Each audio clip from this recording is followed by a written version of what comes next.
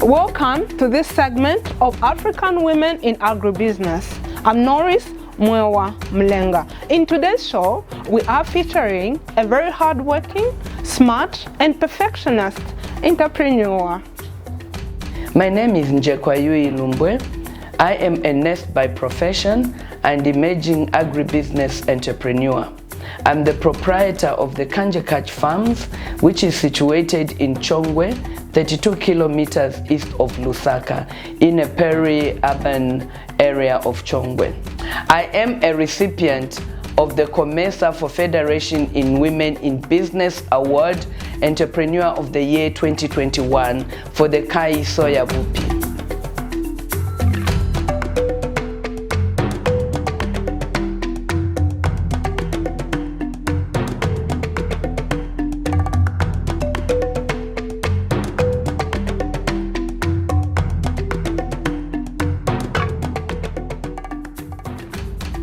Kanjekach Farms is a production and value addition site of different crops, among which are tomatoes, onions, we are into poultry, and soybeans.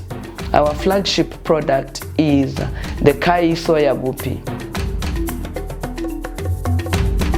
Climate change has affected a lot of farmers in Africa, and Kanjekach Farm has also been affected.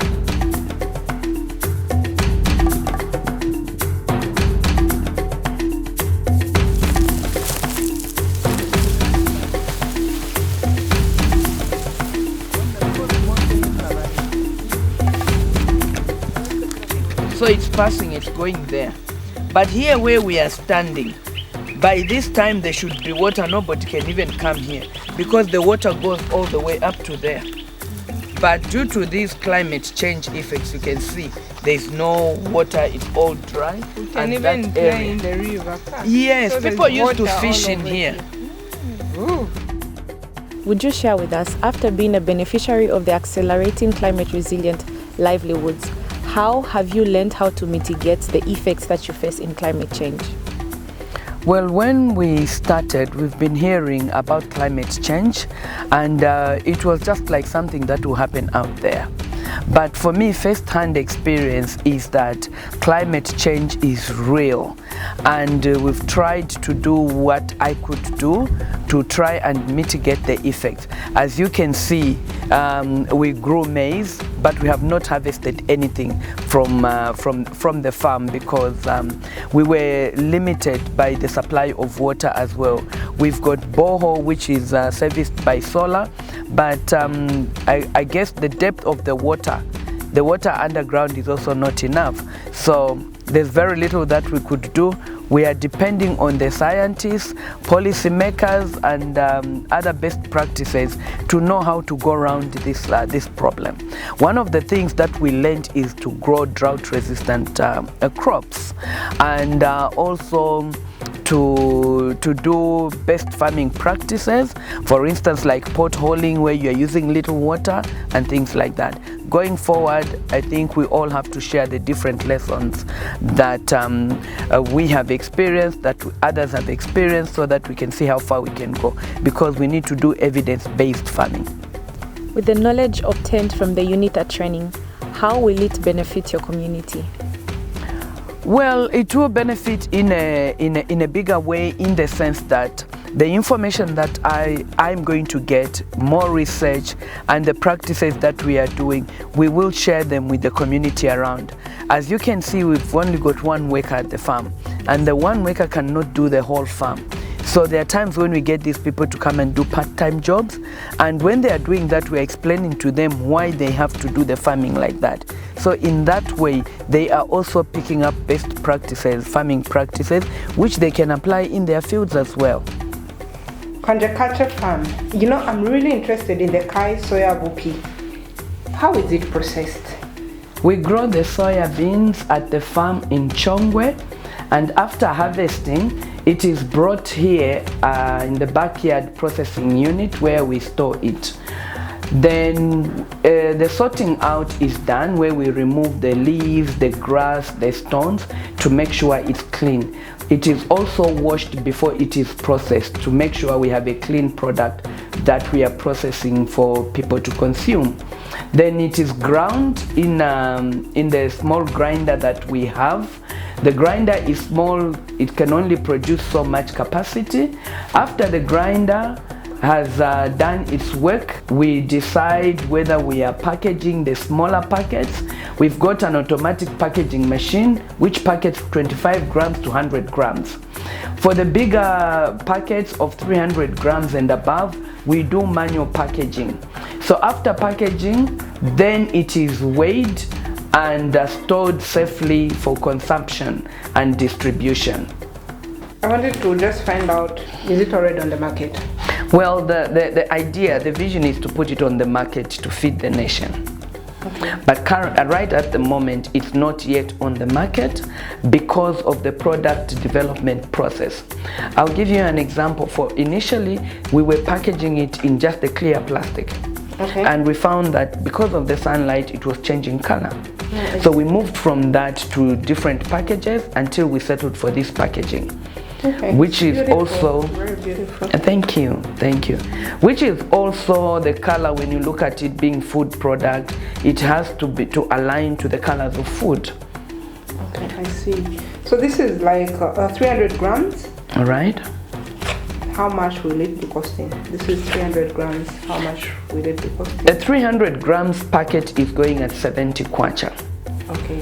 And we also do produce smaller packages. Like how many grams? 25 grams. Oh, for smart women like you who want to carry it to the office. We made considerations, and because you can add it to you can have it for your tea. Okay. You can add it to anything, so that when you open the whole packet, you are not allowing too much moisture into it, so you just get these sachets.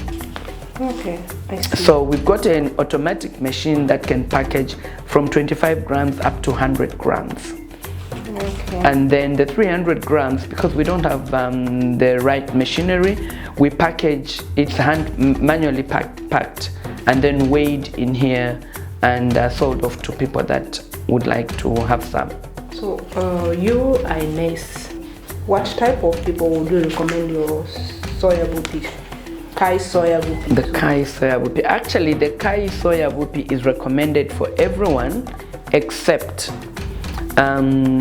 people that are suspected to have cancer, because there is an element in the soybeans which mimics the estrogen in women, and estrogen is a feeder of cancer. It is also highly recommended for lactose intolerant persons. So there are people that can't take the ordinary milk, so they can take the soya in place for proteins. People that are chronically ill can also take soya because of the high protein content, fat and carbohydrate. Lifestyle, people that are conscious about their lifestyle, they can also take that.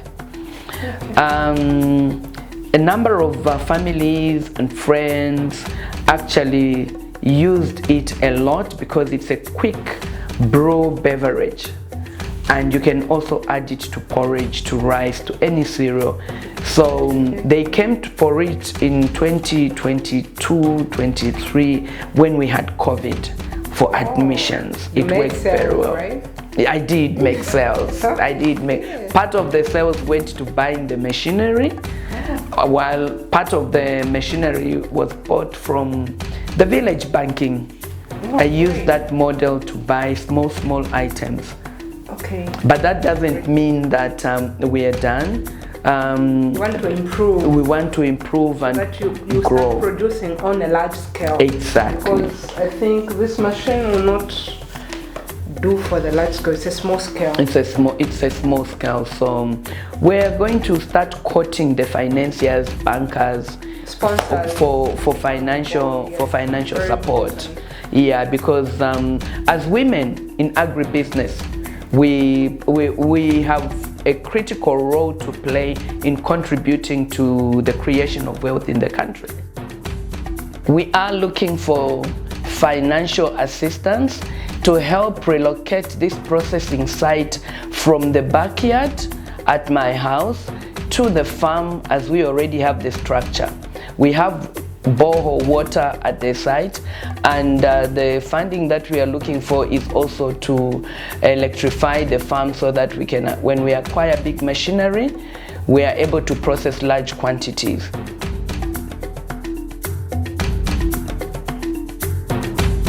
There you have it. That was Njekwa, the owner of Kanja Culture Farms and the brain behind the Kai Soya Vupi, which is a very high nutritious feed for a health lifestyle. If you want us to come through to your farm to highlight the works that you do at your farm, please contact us through this line 260955003926. Thank you for watching our program. On behalf of the production team, bye-bye.